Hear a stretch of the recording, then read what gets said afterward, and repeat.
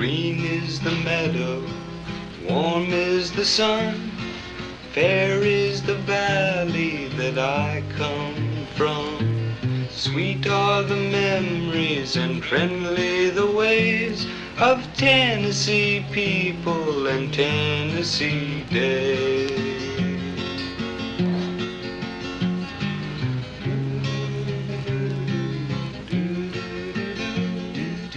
Well, it's pretty hard for a man to describe his own hometown, especially a town like Lynchburg, because actually there hadn't anything changed much here, and hardly since I can remember.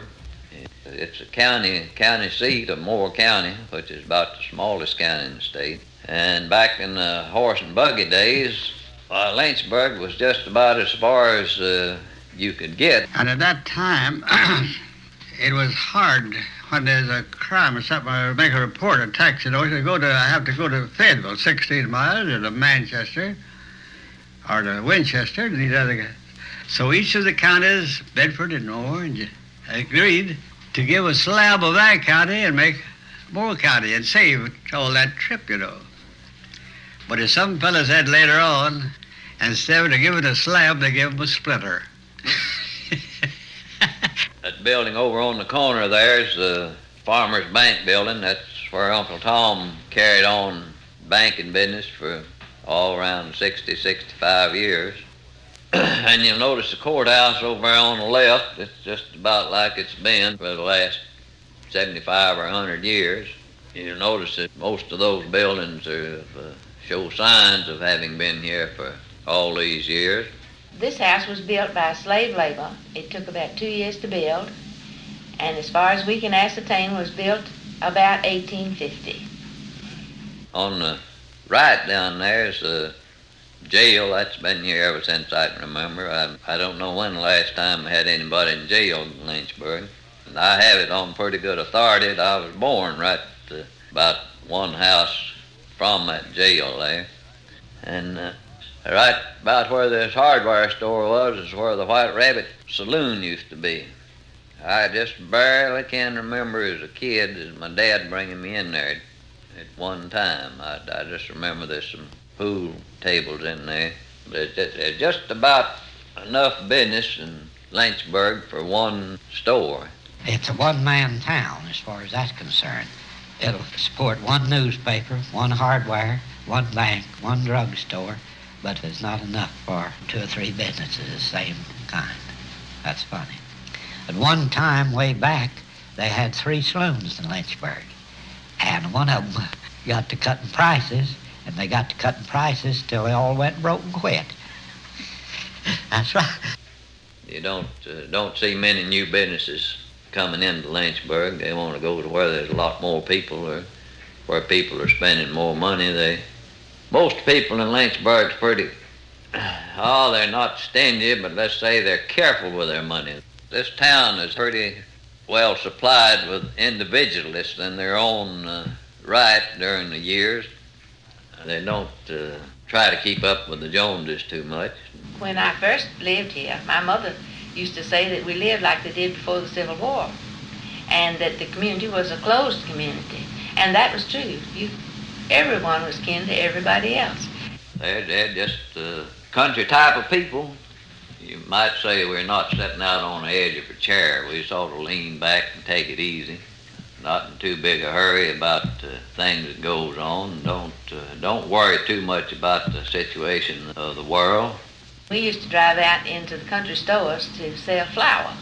And we would go as far as 10 miles away from here, and the owner of the store would say, well, it's been now on to 10 years since I've been in Lynchburg. How are you all getting along over there? 10 miles away now. Well, I just got a feeling that the fish is biting over at Tim's Ford Lake this afternoon, and my wife insists on me keeping her supplied with fresh fish.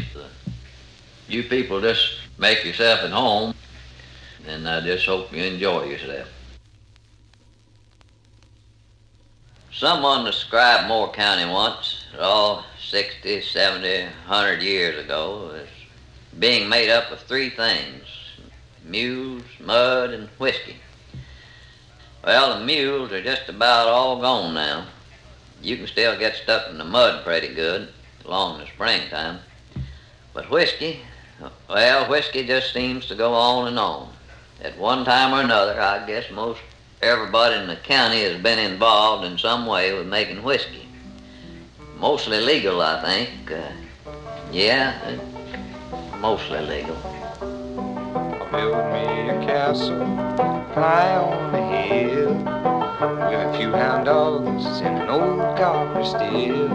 I live my own life in my own free way, and you won't find me till the judgment day. Brother Cole would make a small amount of whiskey each day, and just as careful with it as his wife would be with the milk in the spring branch. And Uncle Jack got a little, why, he says, Mr. Cole, why, somebody told me that it was unusual for a preacher to make whiskey. He said, Jackie, let me tell you. He says, people have always used stimulants.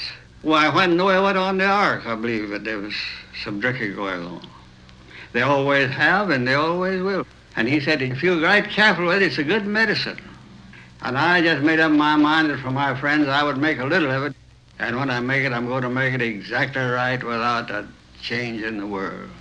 When I was a small boy, Grandfather Motlow was an old man, and he lived with my family, with my father and mother.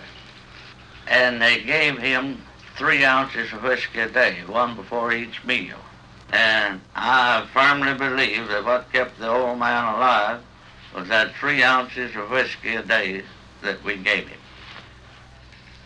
Back when I was a boy, I used to work up here at the still house for 35 cents a day. That's the way I'd make my spending money. All these hills were planted in corn back in those days, and the farmers had a lot of corn to sell. And they'd chill this corn, and then they'd take it in this big granary and pour it out on the floor about 2 feet deep for it to dry. Then they'd have to stir that corn to keep it from getting hot and musting, you see. And I've helped stir a lot of that corn back there when I was working at the 35 cents a day. It was pretty hard work, too. We also bottled whiskey back then. Back then, they didn't have bottling lines like they have now. They had a trough, and they'd run the whiskey into this trough. Then they had spigots. And you'd take your bottle, and you'd push it up on this spigot. You had to suck that whiskey through this spigot to get it started siphoning out.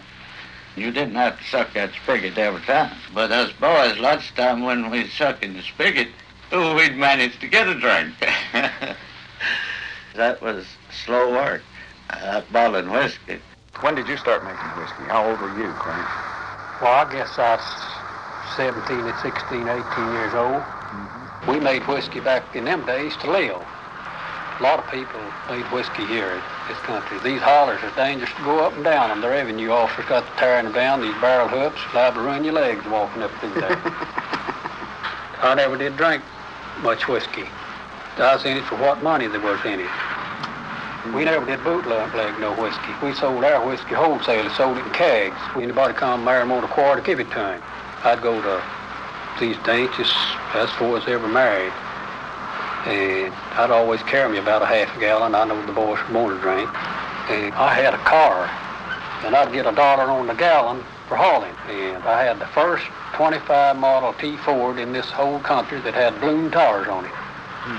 Boy, it was a cracker jack. Them tires wouldn't puncture. You know, these old Model T's had these small tires. Yeah. And they're as hard as a rock.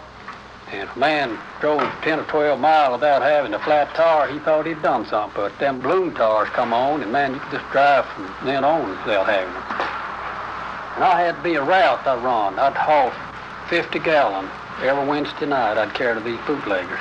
They had prayer meeting out there at the other side of my place, and I was going with the old lady, and I'd have this load of liquor out ready where I could load it, get it out in daytime, close to the road.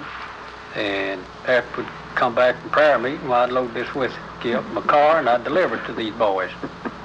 And I made me $1 on the gallon. That's $50 that night at Meck in about an hour and a half. And $1 then was as big as a wagon wheel is.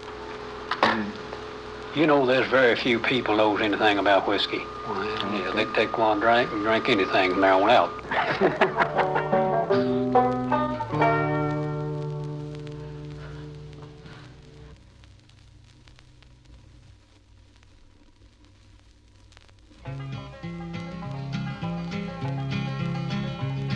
Going fishing, gonna have me some fun. Gonna catch me a big un, gonna loaf in the sun. Resting and dreaming while the stream rolls on. I may never get rich, but I'll get along. Somewhere I remember reading that the good Lord does not deduct from the allotted time of man that period spent fishing. Now, if there's anything to that, this Lynchburg bunch is going to be around a long time. And if he allows a little credit for the time spent talking about fishing, some of them are going to live forever. It was early one spring when the waters are running, good and swift, and got plenty of water running around here.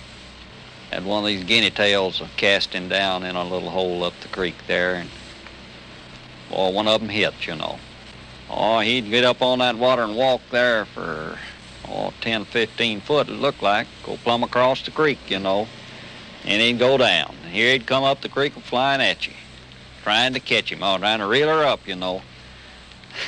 Finally, I got him in there after about 15, 20 minutes of really a fighting there, and he was a nice one now. Weigh about 4 pounds. That's a big one now for a smallmouth bass in this creek. I remember, I believe it was last year that I was down there up in a tree watching for these fish. What do you mean you were up in a tree? You're up in a tree where you can look down in this water with your Polaroid glasses, and you can see those fish in the water, or you can see the breaks of those bigger fish, just like a hog wading across the river, just makes a break. And I kept seeing a break of this fish coming across the river. So I got a little impatient. I couldn't stay up in the tree, and I got down and got in my boat and got my grab pole and got over there and set, and sure enough, in about, I guess it wasn't over 5 minutes till here come that sluice of mud. You could see it down the river 100 feet. Yeah. Black perch fishing's good in Mulberry Creek, too. I like to take, in the late of evening when the willow flies are falling, take a little popping bug and a spinning rod and throw right back in under those willows, and you can pick up those little brim, just one right after another. Just catch them by the sackfuls. Once in a while, you might get a black perch. I have done it. I have caught a little bass fishing for brim. I guess the bass that I caught was the biggest one that's ever been in Woods Lake. Of course, I don't know how big the biggest in Woods Lake is, but if there's one in there bigger than the one I caught, he's a whopper. Seemed to me like an hour and a half, but I guess for about 30 minutes, he just run all over that lake with me. But I finally got him to the bank, and I was reaching down to get the fish. About the time I got my hands on him, he gave a desperate flounce, a dying effort to get away. And it cut my line. That fish took off, and I stood there and watched him go. The lake was pretty clear. And it disgusted me so that I just got in the car and come on home. I guess the fish would have weighed 8 or 10 pounds. But no one saw you catch it? Nobody didn't see it. Nobody even close to me. How big did you say that fish was? Oh, I guess he weighed 10 or 12 pounds. And everybody, of course, when I finally did come back home, was telling about it, why, everybody thought I was lying. Still do. So we take off with seining. Of course, that's before it was illegal, before the game warden come around. So we pull out some of the biggest fish you ever seen. Now, one time, one of the old boys was fishing and had a hole in his shoe. So he got to dancing around there, and my father was with us that day, and Dad said, "What in the world's wrong with you, John Henry?" John Henry said, "Lord, something wrong with me. So something in my foot." Directly he kicked off his old shoe, and there was a snake about that long in his shoe. Well, that fella had it, and then he fainted, right over in and fainted. You know, we had a heck of a time. We had poor little Jack Daniel down here, bring him to. Well, we got old John Henry revived up, and then we went on down the creek, and we caught a big turtle. And that old boy, he was fishing around, and it was me, really. And that darn turtle got me by the finger. And you know what? I had to wait till it thundered before I could get that darn turtle loose from my finger. I had to wait till it thundered for that, and that turtle just hung on to my finger years ago. But we always caught the fish now. There ain't no question about that.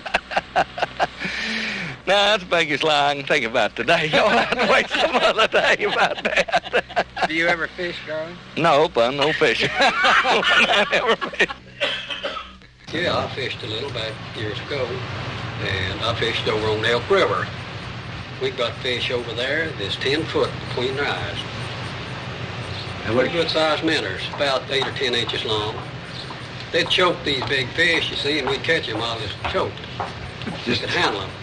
Just reach down with your hands? Yeah, we'd have to have a rope at time. If we didn't, well, we never could handle the fish like that. And we'd catch one of them. We didn't have to fish every day. We had fish to do us a few days after we catch one of them. But I'll tell you one thing. I know Dusenberry's some liar, but... Well, I told you all the time, the first liar ain't got a change.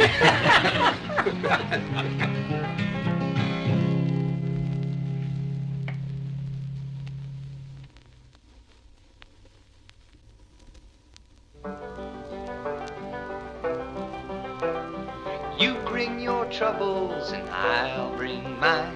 We'll heap them all in a pile, and then we'll cast them all aside and sit and whittle a while, and laugh and whittle a while. A lot of people would wonder why anybody just won't sit and whittle, not be making anything. That'd be too much like work, just making something.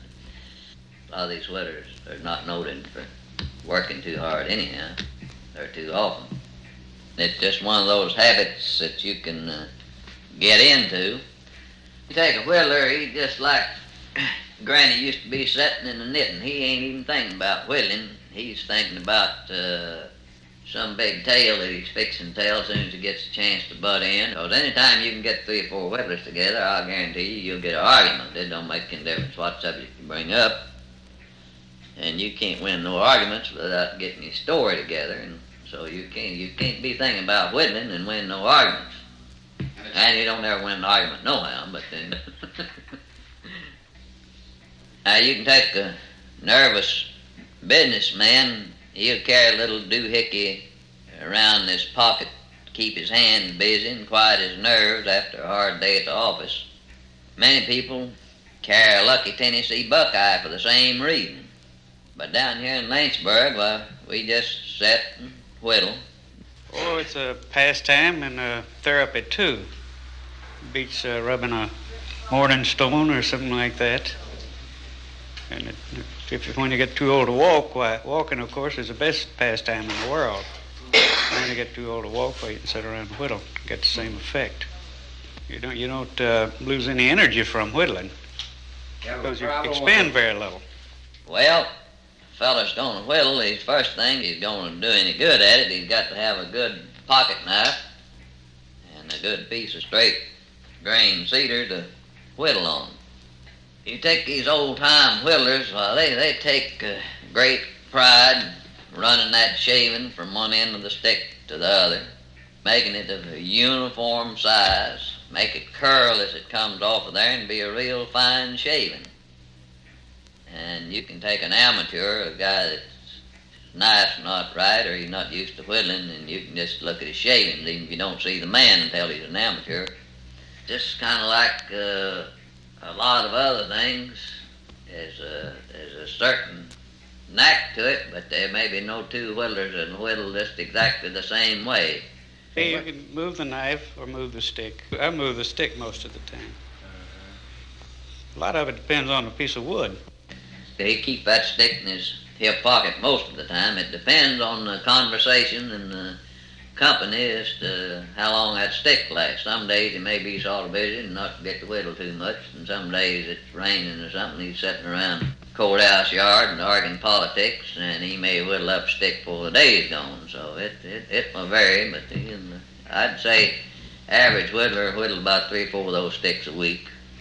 So good whittling. And if you're ever in Lynchburg, join us on the bench in front of the Lynchburg hardware store, or the courthouse yard if weather's too rough up at Price's service station. Or just sitting and whittling studying about nothing in particular.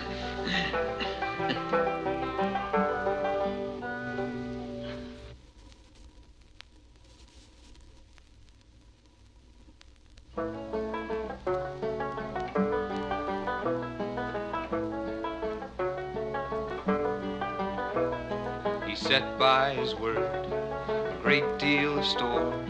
He gave it, but kept it, no matter the chore. And so to his neighbors and friends untold, his word became precious, more precious than gold. I'm the oldest living relative of Jack Daniel. I will be 91 years old in May.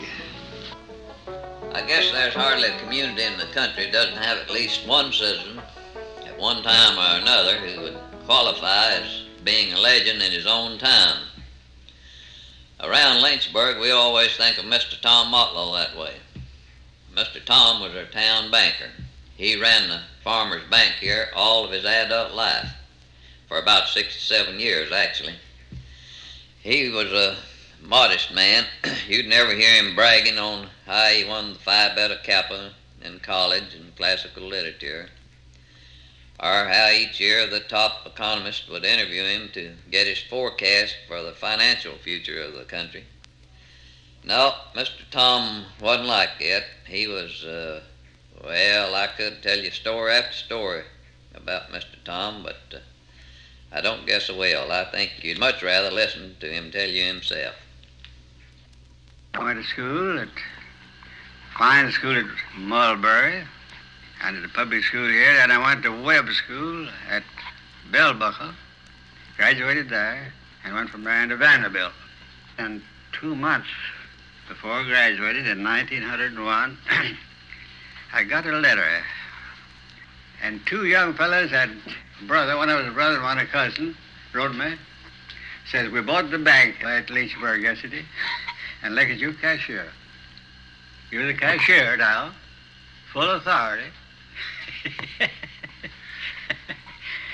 Well, I had other preparations made. I had no idea. I didn't know nothing of banking. Only bank I'd ever had, I had a little $100 deposit perhaps in the bank. So I went out and I went down and talked to the head of Falls Business College, Dr. Alexander Falls. He says, well, you have 2 months before you graduate at Vanderbilt. You come down and I'll give you an hour. You give me an hour and I'll instruct you an hour every day. And in 2 months, I believe I can make a country banker out of you. And finally, the day I graduated in Vanderbilt, that morning, I was a valedictorian. I had that honor. Well, I went on then that night, got a certificate that afternoon from Dr. Alexander Falls. So I was graduated at Webb School in Vanderbilt and certificate from Falls Business College. I started home then, the next day. That night then, there's something peculiar happened.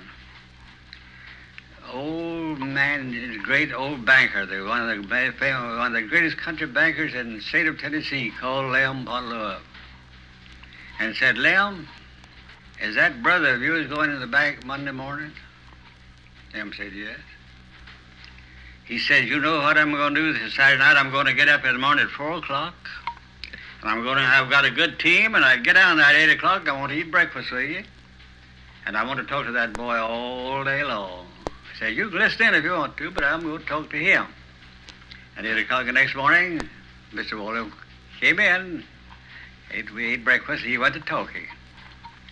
And all day long, except a half an hour at noon, he talked on banking. And that night at 6:30, he started home. He got about 200 yards up the road. He stopped. And he hollered back and said, "Oh, Tom," says, "come up here. I won't talk one a little bit longer." And he said, "There's one thing I forgot to tell you. If you want to ever buy money, you call New York. Man, Bill, and Wire. New York." I said, "What do you mean by buying money, Mr. Wally?" He said, "You'll know exactly what you mean when the time comes. Goodbye, Tom." The last time I ever saw the old man. When he died, I went to his burial. I looked at him. I loved him as long as he lived. On November the 3rd, 1907, I went down to the bank. Telephone rang. Says, "A telegram here for you." And our New York correspondent had a wire. The New York Clearinghouse this morning passed a resolution there would be no more cash paid till further notice. All is on a script basis.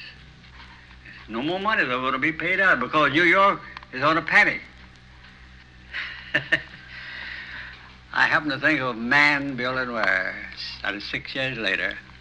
I called Man, Bill, and Wire up and said, "You got plenty of money?" They said, "Millions of dollars, any amount you want." They said, I said, "What's the price?" They said, $70 a thousand. We then paid in full. And we were the only bank that I knew of in Tennessee that paid every dollar. Paid every dollar. And the examiner came on later on when we had it. He said, "Who gave you permission to spend money that way?" I said, "It was the best advertisement a bank ever made in the world." And after that, the bank progressed rapidly with that reputation. J. Pierpont Morgan was a powerful man. And he started the biggest thing that was ever started in the history of the world, the United States Steel Corporation. That stock went up till I was in Chicago in 1929 in June, the top day of the boom. And they were selling that stock at gone from $40 to $260 a share. And I saw a little girl go in the broker's office, and I saw her buy 10 shares of United States Steel stock for $260 and put up $150 margin. I went to the president of the biggest bank between New York and California. I said, "The big bankers of America have gone insane." I said, "My friend, let me tell you, there's not going to be a panic this time. Now, in 1893, there's a panic, and 1907, there was a panic. But this is going to be a cataclysm." And they would listen. And one man says, "Who are you anyway?" One of them. I said, "I've come from Lynchburg." "Oh, it's a very good town, Lynchburg, Virginia." "No," I said, "Lynchburg, Tennessee, 400. He says, "What are you going on?" I said, "I'm going on horse sense." "Horse sense?" He says, "Horse sense?" He says, "Do you sleep in a stable?" I said, "No, but I've got more sense than to loan $240 on United States Steel Corporation." I said, "I'm going home." And I went and got my grip, and I went home and traveled all night long. I got here the next day, and I sold everything we had in the bank. Every negotiable thing we had, all the bonds, everything we had. United States Steel dropped. It did stop till it got out of $22.50 a share from $262.50. That trip was worth $100,000. But the most interesting thing, though, to me, when I went in the bank, I'd been there one day, and in walked a man named John Davis. John didn't know a thing in the world. He didn't know his alphabet, probably. But he lived out in the woods, and I knew him. And we'd go squirrel hunting and chestnut hunting. I'd go over there and we'd get him, and he knew where the squirrels were. I loved him. He's a good old ignorant man and friendly. He walked in early in the morning. He says, "Tom, are you here to this bank now?" I said, "John, I tell you, I don't know whether I'm head or foot. I'm in here." Well, he said, "You know what I did? I came here 40 years ago. I never got over 75 cents a day in my life for a day's work. And when I come, I bought a little piece of land up here on the hillside. And I took my 40 years to pay for it, and yesterday I sold it. I got $1,500 cash from Mr. Lee Roten. He just reached in his pocket, his brother Buddy shoved it through, he said, take care of it. I said, John, no, hold on, that's mighty nice. I'll give you a receipt. He said, no, I don't want it in paper. When I want my money, I'll come and get it, Tom. It'll be there, too. He just turned and went out the door. I went back and I said, I said, the object of my life in this bank is going to be to pay John Davis and men like that to trust me if it takes my life. And ever since then, my whole idea has been solvency and no disappointment. And it has been wonderful. More precious than gold